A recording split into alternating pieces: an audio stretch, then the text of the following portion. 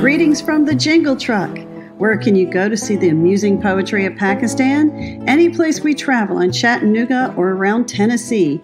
Poems adorn our vehicle to let people know that mother's prayers are the breezes of heaven, and to not tailgate because if you get any closer, we might fall in love. Enjoy the Southern Festival of Books from your Jingle Truck friends here at Art 120.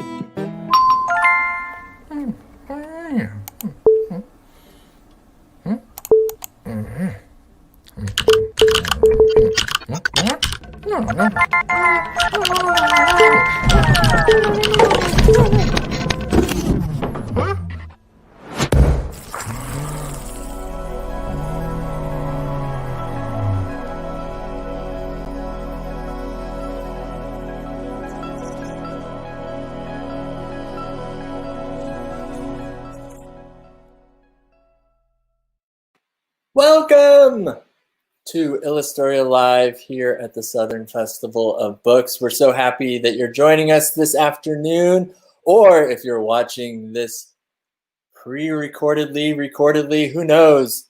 Good evening and good morning as well. We'd like to first start off by thanking our sponsors for the festival here, the National Endowment for the Humanities, Metro Arts here in Nashville, Ingram, Tennessee Arts Commission, the National Endowment for the Arts, Dollar General Literacy Foundation, Nashville Scene, Parnassus Books, and Vanderbilt University. So thank you to those supporters. Thank you for tuning in right now. It's my pleasure. We have three folks here who are going to be with you on your creative journey. And I'd like to welcome Amanda Yulee, Elizabeth Hadel, and Annie Dills of Illustoria Magazine. Here they are. Hi. Hi, Patrick. Hi. Enjoy your time here in this session window. And I'm so excited. May the creativity be with you all. Thanks for having us. This is sort of like we're in Nashville, even though the three of us live in all different places. Hi, Annie. So I'm coming to you from not just Illustoria Magazine, but I live in Michigan. Annie, where do you live? Oh, Annie, I'm having a hard time hearing you. I wonder if your microphone is working. Beth, where do you live? Hi, I'm in Portland. Hi. Can you hear me? I can hear you. Hey, Annie, can I hear you now? Can I try again? Oh, I can't hear Annie at all. That's okay. She's going to try something else. We are from Illustoria Magazine, and we all live in different places, but we're kind of virtually visiting Tennessee today. Annie, you want to try again so we know we can hear you? I still can't hear Annie. I can see Beth's desk and I can see Annie's face, but for some reason I can't hear her. So I don't know what our guests are thinking, and I'd love to hear if any of our guests are from somewhere other than Nashville. I would love to hear about that in the chat. So the chat is here, and I'm going to say hi to all, and hopefully they will say hi to us back. Have we figured out this sound problem yet, Annie? I don't think so, but I'll leave and I'll come right back. No, I can hear you. Oh, you can? Yep. Now I Oh, great. Okay. Hey, Beth, can you hear Annie? Definitely. Can you hear me? Yeah. Okay, now great.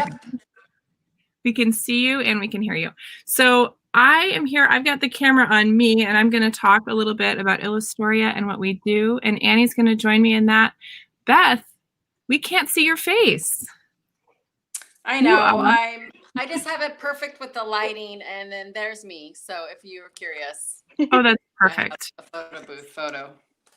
I'm so glad to see your photo booth photo, Beth. It's all very black and white and very well curated on your desk. I'm incredibly impressed. I wonder what the desks of our viewers are like, and I hope we have some young viewers. So I'm going to talk about Illustoria for a second while we get settled. This is a copy of the magazine. This is issue 10, which is focused on color. And the cover of this magazine is by Juhi Yoon, who's one of our favorite artists. And this magazine, like all of our other ones, I'm going to cycle through and show you other covers. This focuses on beautiful artwork from different artists that we find around the US and far beyond. And then we have writing. Some of it is by kids, because this is a magazine that we think is perfect for 6 to 12-year-old readers and artists, but we also think it's perfect for grown-ups that like this kind of stuff too. So we have kids writing, and then we have interviews with artists and writers that do things for kids, and we have activities, and we have usually a recipe or two, right, Annie? Mm-hmm. And many other things. So we're going to do an activity today from issue 12. Is that right? Yep. Yeah, issue 12. Yeah. You have a copy of issue 12? Do that right now? Yeah, there's. I do. So this is here's issue 12. I don't know if you can 12, see. Yeah, I'm going to hold up the cover of it for everybody. Yeah. This is the issue that if you are already a subscriber to Illustoria, you would have gotten this in your mailbox already. And it's about upcycling. So this cover was by Matt Forsyth, and there's a beautiful little mushroom guy on the cover. And inside we have lots of activities, lots of information, and beautiful stuff, kind of leaning toward and focusing on mushrooms and fungi, which is a little bit of a theme of this one, but other upcycle things too.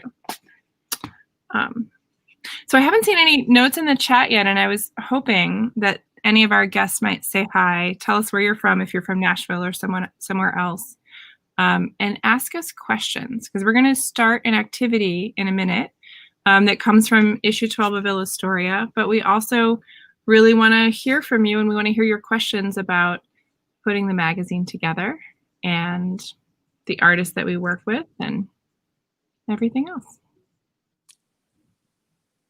Nobody yet. They'll come.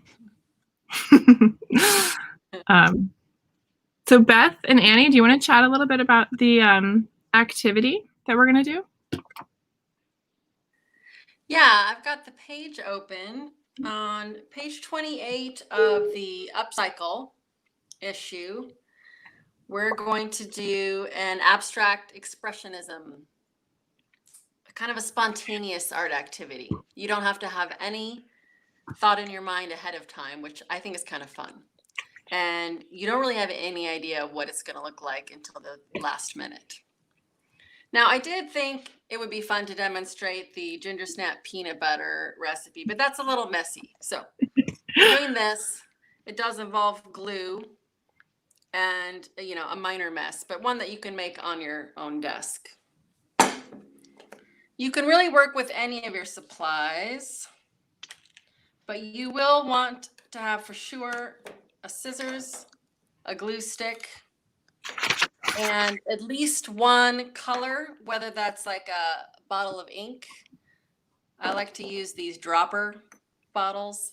I have these kind of fancy wax crayon blocks, which when you're not using them, you can stack, and that's pretty exciting. This is from Studio Unto in Japan. But, crayons will do the same thing. Those are cool crayons. It's pretty exciting. Yeah, I really like those.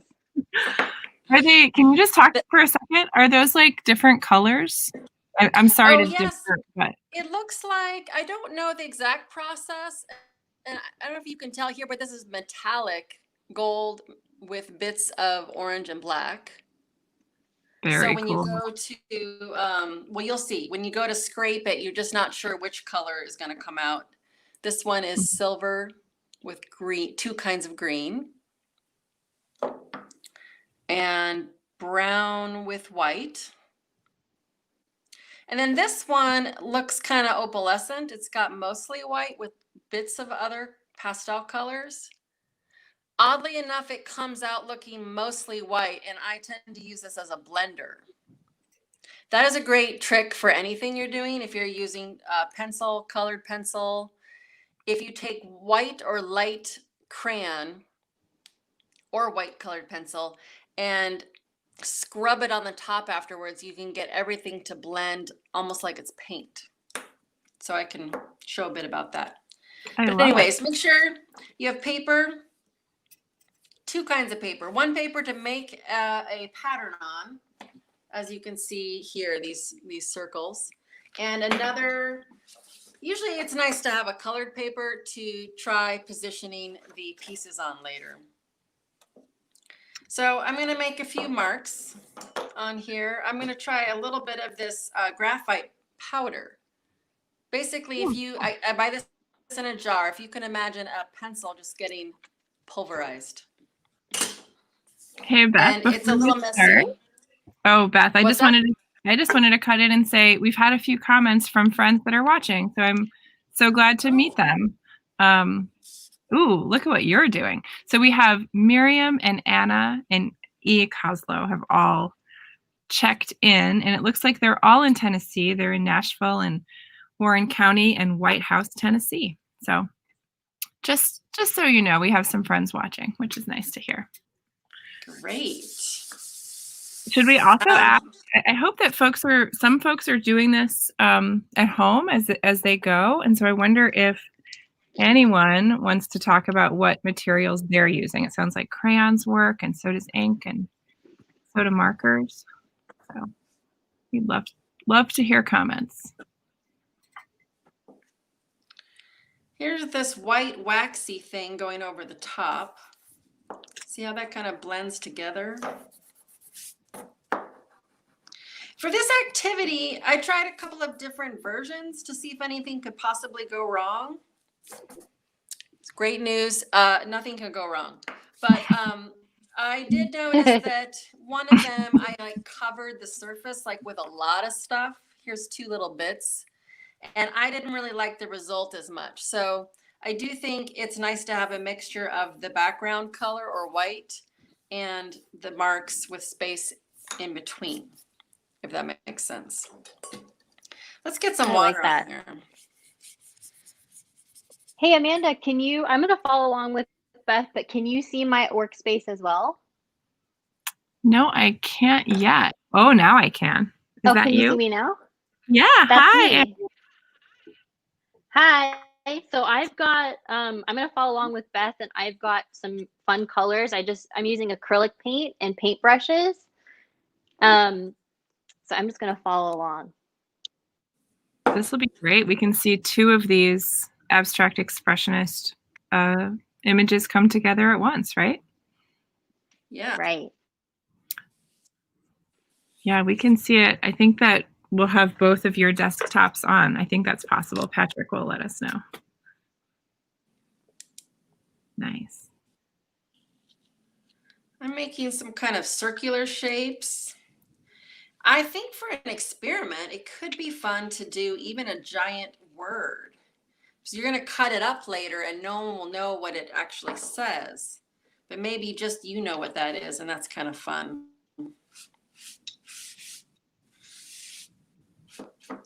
This is a great time to use crappy old big brushes, because the more that you make kind of strange textured marks, the more interesting it's going to get.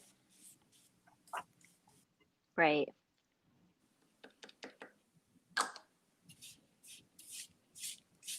Now I made one ahead of time to cut up while this is drying, because I figured this would take a second. Annie can keep doing things at her pace. Yeah, unfortunately we These can't dropper see, things are cool. I don't think we can see Annie's screen. Annie, are you still with us? Yeah, I'm still with you. You can't see my screen? Well, we can't see that you're moving. Are you sitting completely still? No. Or are you doing? I had a feeling that maybe. Oh, now we can see you. Yeah, we just had a temporary glitch. Oh, so you're using acrylic paint, and you're going the opposite direction of Beth. Yeah, Beth is in the black and whites. Yeah, I'm doing all different colors. I don't know if you can see my palette, but I've got orange, green, pink, blue, and yellow.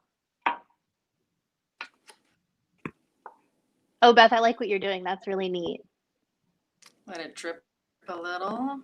I feel like I see a little critter in that. I know it's not supposed to be, but I feel like I see some little eyes in yours and a little arm. Oh, What Like a about little that? koala. Yeah.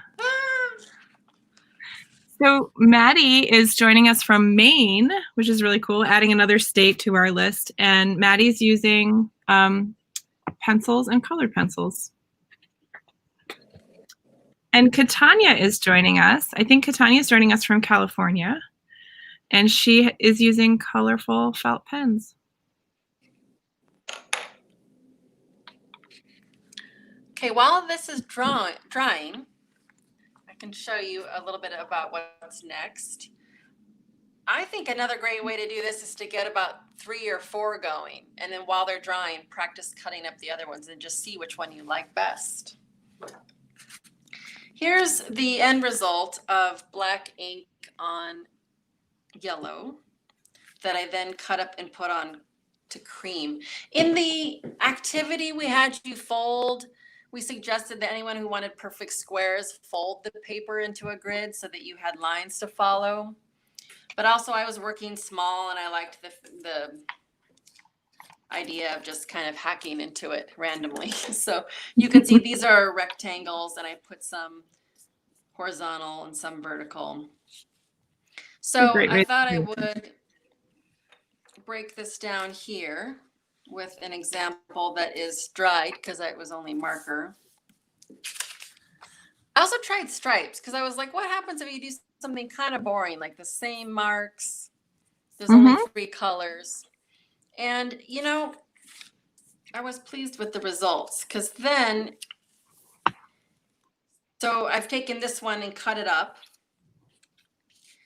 You can try alternating the direction of the stripes, and it looks a bit more like a weaving almost.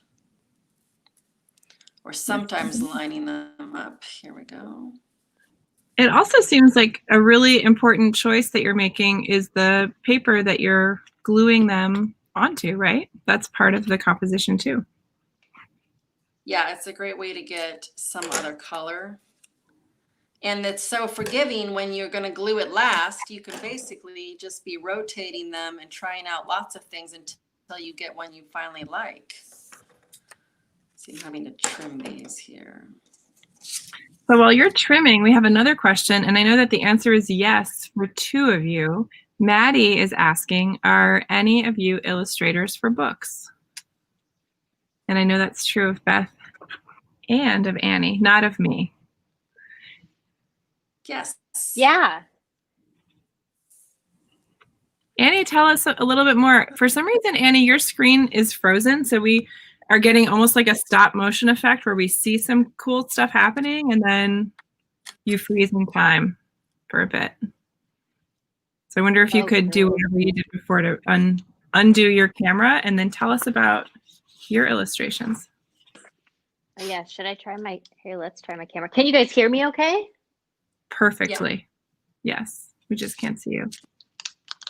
Yeah. Okay. Here, let me try this.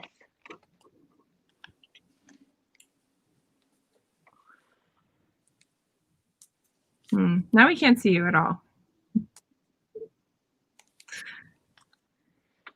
And Miriam says they're glad that they can rewatch later because they're going to get some supplies and try again. That is true. But also, I have to say, I'm in the middle of a little transition at home, and I didn't have many supplies when I was doing this last night, and I found just scripts and scraps of paper at home, and I used a plain black Sharpie, and it still was pretty fun. It still turned out. So this is a really flexible thing that you can do, and it's kind of, I think it's kind of all ages. I had fun, and my 11-year-old had fun. Yeah, you could do this on top of, you could have a collage element. Get an interesting photo of a sunset out of a magazine and then put your marks on top. Oh, that's a great idea. Yeah. The piece of paper that I found in my lack of supplies, I found a old piece of construction paper that was actually torn a little bit on the edge and it had faded in the sun on one corner. So it already had a little bit of an ombre situation going on and it was a little torn, but I thought it looked nice. It was a good way to use up something like that. That's great. And additionally, this was inspired by abstract expressionists, which means that there's not something particular being conveyed. It's about the color, the shapes, the movement.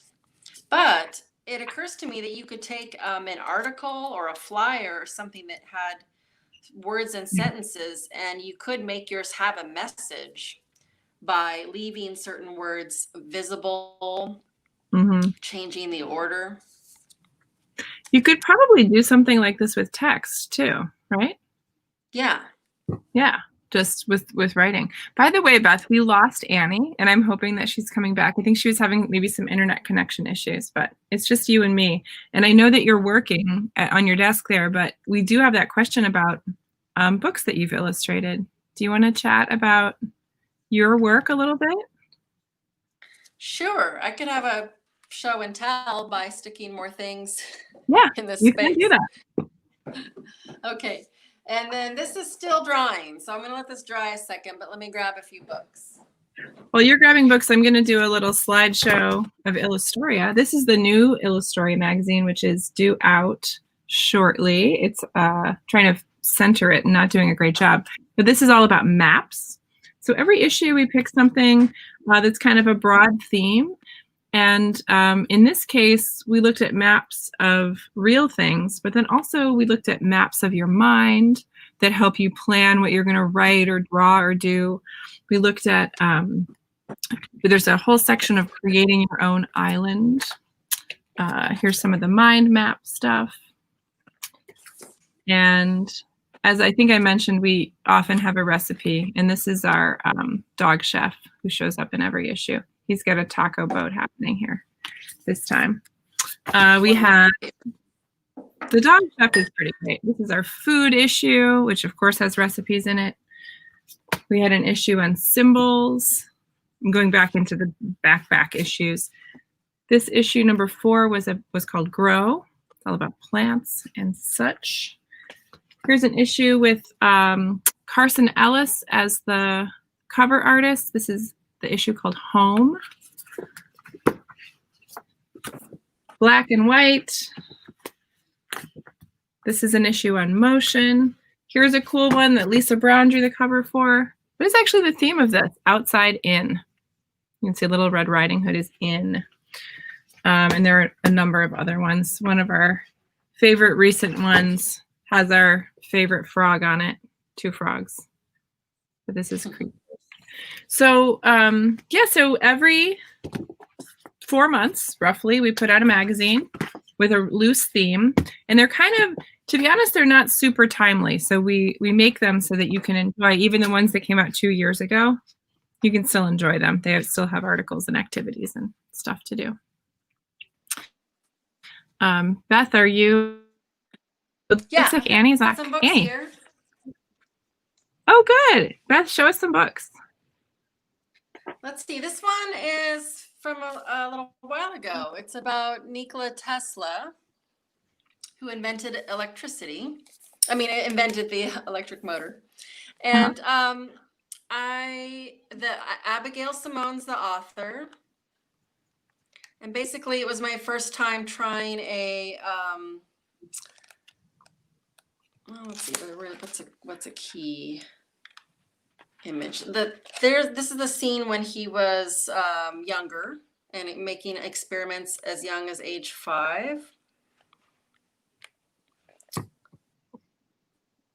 Beautiful. But it's a really amazing tale of someone who was just, there he is. At age 5, he made his own water wheel that generated motion from the nearby creek.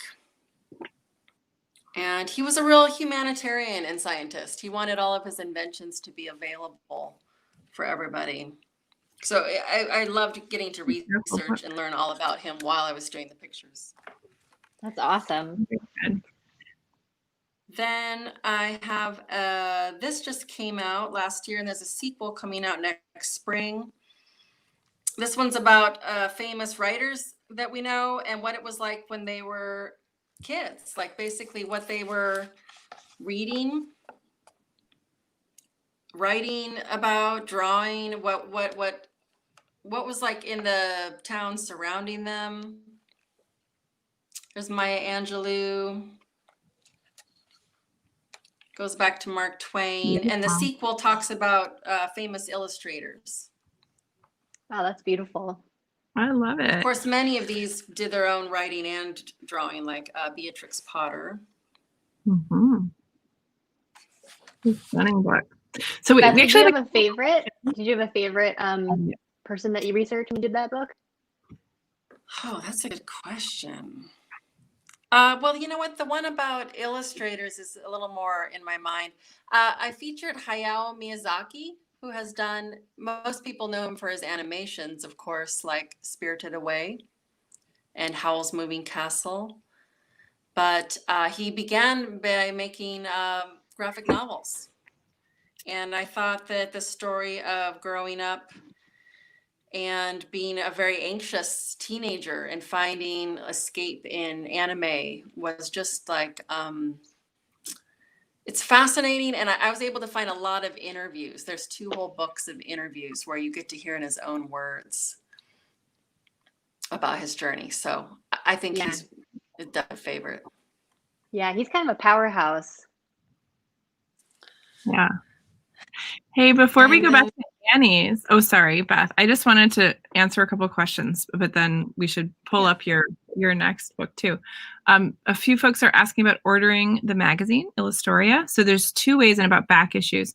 Illustoria.com has all of our issues from 1 to 8, although some of the earliest ones are sold out, unfortunately. They're out of print for now. Hopefully we can bring them back at some point. And then from issues 9 forward, you can go to McSweeney's.net. Didn't say that very clearly, McSweeney's.net. So I'm sorry, Beth, to cut you off. I wanted you to continue with what you were saying. And I also want to see how Annie has progressed. She took a little pause offline and she's, she's back. Yes. Great. Hi, Annie. Your connection is better now. Great. Beth, do you want to show the last book that's on your lap there that we can sort of see a little bit of? I'll show this real quick because this came out last year. But this is a true story about a 10-year-old girl who named the planet Pluto.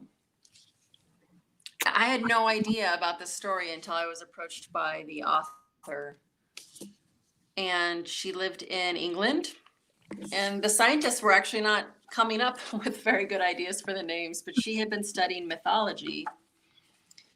And she figured that Pluto, since the planet's the farthest from the sun, it would be icy and cold. And so Pluto's the god of the underworld. And this is a story about kids having ideas and also about adults taking the ideas seriously and helping her make this a reality. So I think that's like a really important tale for these times, more than ever. Lovely.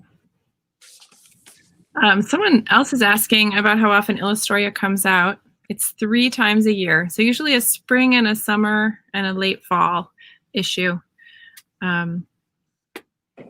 How's your activity coming, Beth? Is it drying still? I wanted to check in. There's a little bit that's wet, but I might be able to just blot it. Yeah. I just wondered. I'm still obsessed with this little spots of white that look like little eyes to me. It's like a little critter. The fun thing about abstract art is if at any point you don't like it, you just keep rotating it. Yeah. Till you're like, aha, That's the spot. Okay, I guess I could be a little more official here and use a ruler. I tend to like to just kind of hack away with the scissors, but well, I think it's kind of cool that you can do it either way. So would you recommend, if someone wanted a little more precision, would you recommend folding in half to get those even squares? What's the best way? Yeah, you could fold it ahead of time. You go half and then half again to get it to be all equal. But you know, you've got the scissors on your hand, so either you decide you like the different shapes coming together, or they're not fitting and you trim them. Like, see how let's see. Say I wanted to glue these next to each other and they're not fitting the way I want. You know, I would just grab this and Trim it. Until it fits. So it's Easy to do. very forgiving. And of course, these are just marks, so you're not cutting off someone's, you know, nose or ears of a portrait. Yeah. It's just shapes. Just like that. Annie's back. Hi, Annie. Hi, can you guys hear me now? We can hear and see you. It's wonderful. Oh, great. Okay.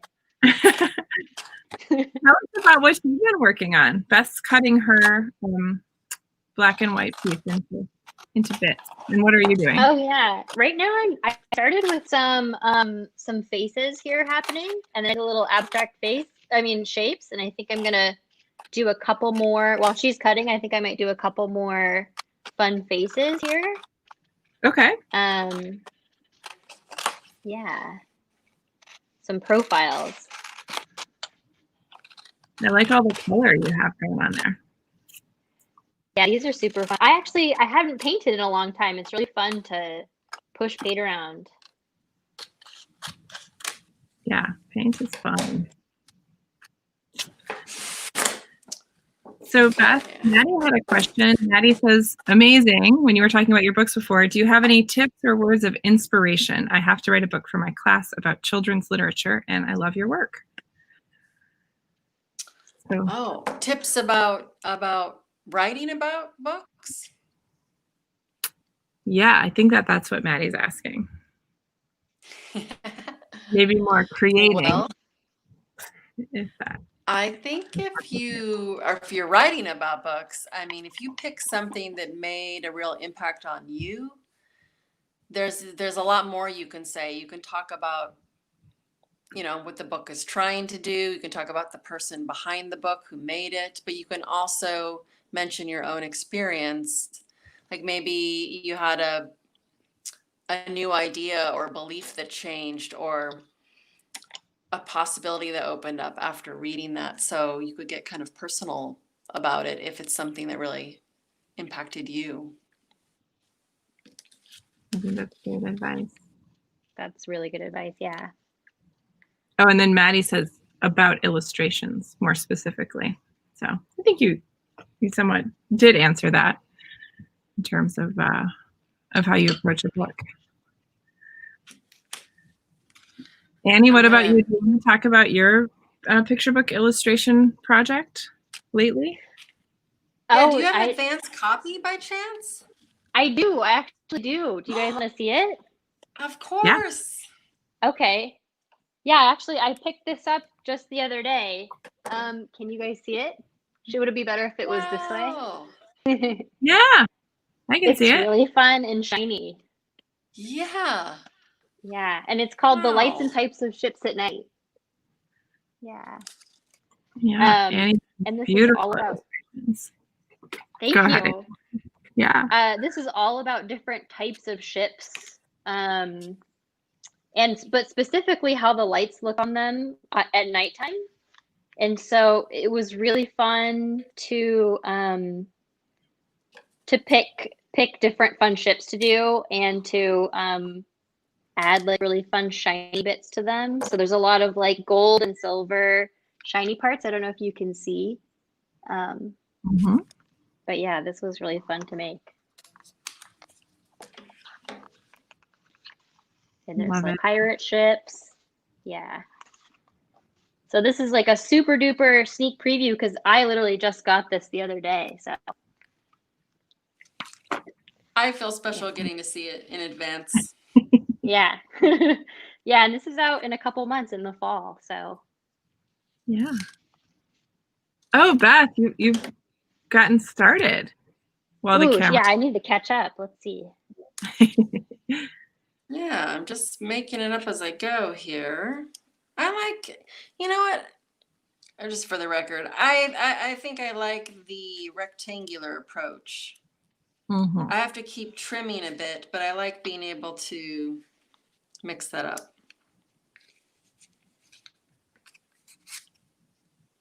So You I could like just that. sit there and rotate them. Yeah, you're being really curatorial about this. Like, I love how you're choosing exactly where everything goes. So I have to admit, when I did it last night with my daughter, who's 11, we sort of made a game of it, and we made pictures. I drew these like octopus tentacle things, and then we cut it up. And then we put them all upside down and shuffled them like you would do a card game or something. And then we turned them up right side up, and we sort of preserved that order that we did when we couldn't see it. So we left it to chance quite a bit. Oh, the surrealists would have been proud of you. They would have Yeah. said that way your unconscious is putting it together. Right. That's what we were doing. But you're doing it in this amazing way where we can see it really taking shape. I love it. Annie, you're cutting? Is your I'm work dry? cutting. Say that again? Your work is already dry enough to cut? Yeah, this actually dried super quickly. I think there was a couple gloves that are still wet, but I'm just gonna go with it. Just go with it. Yeah.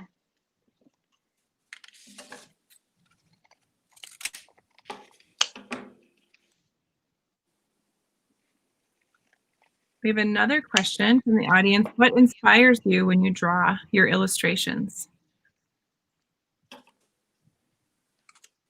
Annie, do you have a... I would say I get inspired when I go on hikes in nature because I feel like it really clears my mind. Or listening to music. That really inspires me. Yeah. What about you, Beth? I think when I'm looking at other artists, sometimes I'll see someone was using like this kind of ink or powder or whatever, and they'll write about that. And then I'll think, oh gosh, I want to get that and try that. Yeah. Different mediums. What's a medium that you've been experimenting with lately that you really like? I wish I used this graphite powder more, but it's a bit messy. It gets you into it kind of flips the usual order of events because you put the mess on the paper first and then take the eraser and draw a negative shape out of that. Yeah.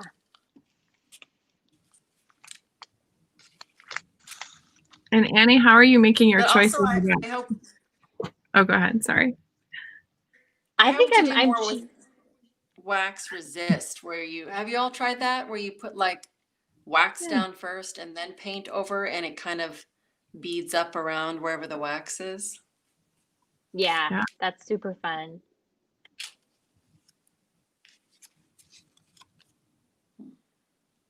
I'm putting it I'm sort of like creating a new composition as I go. I think I might even change some stuff around too after I put everything down. Yeah, if you glue last, you got your options open. Yeah. I love the contrast between your two images. All the colors that Annie chose, and then the different gradation in Beth. It's really cool. Yeah, they're really different. Yeah, It could be interesting to. Yeah. Oh, I was just going to say, what are some other materials that we've seen people do these with? I know Claire did one with us that was more pastels, right? Cray-pas. Mm-hmm. Those oily things by Sakura, because you can smear them afterwards. Mm-hmm. Oh, you know what would be fun is collage paper. Yeah. Yeah, that has patterns on it. Yeah. That would be really cool.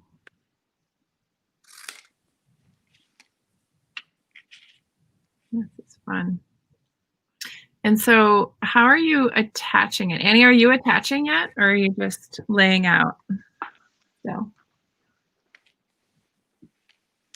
I think I'm gonna just lay it out. I guess I can attach it. What do you think? Should I tape them down? Yeah, well, I was going to ask what Yeah, you're I've got taping this. down. I really like this glue stick. I think maybe just because of the size, but also it's the lid screws on, and that seems better. It just seems smarter. And it doesn't have any solvents or bad stuff in it. But if you want to go really pro, this is an investment, but it lasts a long time. This matte medium by Liquitex. And it's a little more of a paste, and you can paint it on with a crappy paintbrush or your finger. I guess I could demonstrate that.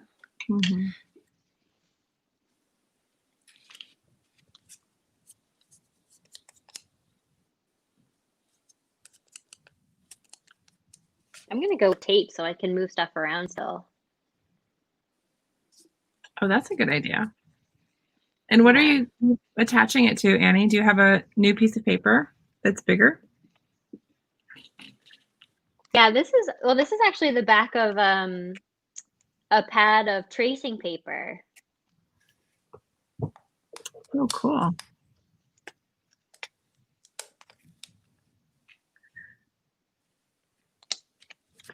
Oh, we have another question. This is for both of you. How did you become illustrators? What was your path? Either of you feel inspired to answer that one? I have a story that involves another thing I could show. There's like it's a little bit embarrassing, but I actually, okay, this is out of print, but there's old ones of, this is like the first book I had published. And it was through a kids contest. And I actually had the idea as a 6th grader because I was homeschooling that year. And I thought I should have a project to like prove I was doing something, because we didn't know if people were gonna like check in on us. So I was like, I guess if I write and illustrate a book, I can like research mushrooms and plants and put things in there, you know, and then I can write and draw. And so I did the basic story when I was 6th grade, and then I heard about this contest later when I was in high school, and the prize, if you won, was you got your book published. So I guess I just got it into my head back then. This is an incredible story. Okay, do you want to see the embarrassing part? Yeah, of course. Okay, that's me in 1989. That was my pink and blue period. Look at you. Is it focused? I can't quite tell. It's perfect. It's not embarrassing. It's wonderful. It's the greatest thing ever. That is so cool. So that's how I got started. And I just kept doing it. And here you are. It's, by the way, it's not easy. For every idea I've ever had, there's been like at least 10 that I developed, and then they never quite worked out, or that I couldn't finish them, or they didn't turn out to be as captivating. So keep that in mind if you want to do stories. I think that's amazing. You're going to throw a lot in the trash. For writers and for illustrators and for most musicians. I mean, it's great advice for most people doing creative work, is that you have to try lots and lots of things, and not every idea sticks. Oh, by the way, I want to add this, because this happens. I made a point of this in this book. I forgot, with C.S. Lewis. His idea for Narnia happened when he was a kid making these worlds with his brother. Wow. And he kept it in a drawer for like, was it 20 years or more? And wrote this much later in life. So he said also, like, I would say, try a lot of things, but also keep them around. And maybe even decades need to go by before you have just the right way to finish something. So Yeah. Keep a drawer. That's such good advice. I feel like that's good advice for everyone. It's very anti the philosophy of decluttering, which I also do believe in, but hanging on to your stuff means that you get to revisit kind of who you were at another time, and you get to pick up those ideas again. And kids have the best ideas. We all know that. So kids should hang on to their kid ideas for sure. So I'm curious, I don't know if anybody in the chat can let us know, is anyone doing this with us as we go? It's totally fine if you're not. It's totally fine if you're going to watch it later or do it later. But if anybody is, I'd love to hear updates.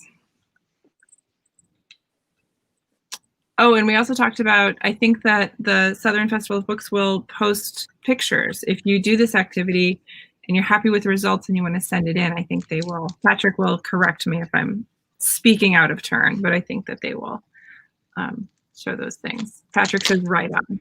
So I hope everyone watching has made their own DIY, and we'll send it in. Maybe Patrick, you can tell people where to send it, because I don't think I know the answer to that one. Oh, I'm going to read the email address out loud just so everybody, oh, he's going to post it. SFB1 at Tennessee Humanities domain. So I think we are probably going to wrap up pretty soon, but this is our last chance for questions for Annie Dills and Beth Hadel, who are our artists today doing this Illustoria DIY. I'll give another look at Illustoria. This is the issue coming out this winter. Whoops, put it in the right spot. And you can get issues of Illustoria at many of your local bookstores will carry it, I believe. And then you can buy the newer issues at mcsweeneys.net. You can buy back issues at illustoria.com. And you can do this activity, whether or not you pick up issue 12, which is where we first wrote about this one. Any closing thoughts, Annie and Beth? I'll say something about gluing, because I used to teach art. It's very irritating when the corners start to peel up. You will notice this, especially if you're working with wet, warped paper like I am. You can always kind of try to like get a toothpick or another piece of paper and scoop a little bit of glue and slip it under the corner. Wait, here, this one's coming up. And then press it down, and I'm going to put a heavy book on this later. But one thing you can do to prevent that from happening when you're gluing is to hit the corners last, because you don't want those to dry. So I always do like a star shape thing, like start in the middle and swipe outward to all the edges really quickly. That'll help. It's a good tip. We had a comment from Katanya, our friend who's following along. She said she finished her drawing and now she's trying to find some scissors. She's considering just tearing the paper instead. Anyone want to endorse that idea of tearing the paper? Oh, I highly encourage it. I think that adds for fun. Great. Why not? Yeah. And, oh, Beth, did you mention the story contest? Oh, great. We did want to talk about that. Let's see, I can show. This is something really recent that we invented to hear more from our readers. Every other issue, we're going to post an image. Let's see, I'm trying to find it. And we're going to say, you decide who these characters are and what they're up to, or what it would be like to visit this place. Let's see. Should be in this section. And then we're going to pick the way, oh, it's right here. Can you see that all right? We had this amazing by Simone Rea, an Italian artist, drew this cat and mouse, very unlikely pair of friends. And we just said, who are these characters and what are they up to? There were so many fantastic results that we published 3 short stories. But in the maps issue, I don't know if someone else has that handy. We showed yeah, an this image one? of an imaginary island. Yes. Yeah, Annie has it up. And we'd like to know that if you were to go visit this place called Childhood Island, what would you see, smell, taste, or hear or do there? Short story. Please send it in, and you have the chance of being published in our next issue. Please send it in. And so The email is made by me at illustoria.com, correct? Correct. That's it. We'll post it in the comments. And I just want to say too, for Illustoria in general, we love hearing from readers, young or not so young readers, anyone, whether you're doing the activities along with us, or if you just enjoyed an article, or if you want to send in your own stuff. We love it. It's like our favorite thing is to hear from folks. Yeah, that's the highlight of Yes. making the magazine. Totally. Totally is. Catania has an update. She tore the paper. Oh, good. Great. I can't wait to see it. Catania, I hope you're going to send in the image of your final composition. All right. Any closing remarks from either of you, Annie or Beth? I'm on a roll. I feel like I could keep gluing and cutting for hours. All day. You can, but they won't let us keep doing this event for the Southern Festival of Books all evening. I'm sorry to say. I'll get back. I'll post the final on Instagram. Oh yes, yes, please do. This has been so lovely. I'm so grateful to the Southern Festival of Books for supporting Illustoria and what we do, and for making this possible for us to just play and have fun with all of you. Patrick, thank you for being the greatest of all time producing this event. And thanks to all of you for joining us. We're glad you did. Yeah. Yeah, thank you Have a guys. good time making art.